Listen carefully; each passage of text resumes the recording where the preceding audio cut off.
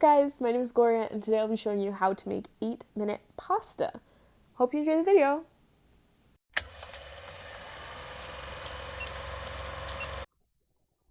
Alright, so first thing we're going to do is we are going to saute our onions and garlic. So yes, more onions. Uh, so I just put about a tablespoon of olive oil in, and now we're going to just throw our pasta into boiling salted water for 8 minutes.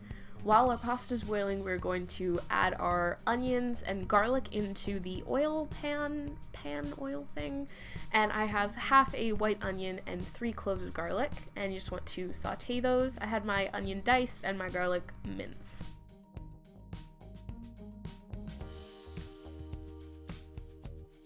Basically just trying to cook off how strong the onion and garlic is. So now that we've cooked off a good bit, we're going to add about half a cup of sliced sausage. I'm not 100% sure on the ounce or whatever, but about half a cup, and we're just gonna let that fry up. So after it's been about 4 minutes, I'm going to add the broccoli into the water with our pasta, so it stays in just 2 pots, you know? So we have less to clean up.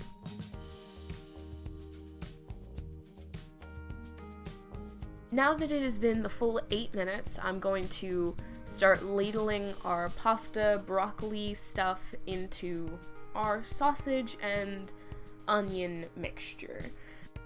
I'm not straining the pasta, like straining all the water out, I'm just scooping it out so that we do get some water to loosen it up a bit.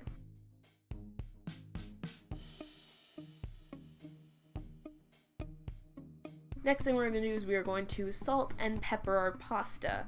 I added about a tablespoon and a half of salt and a good tablespoon of pepper. It really depends on how you like your pasta.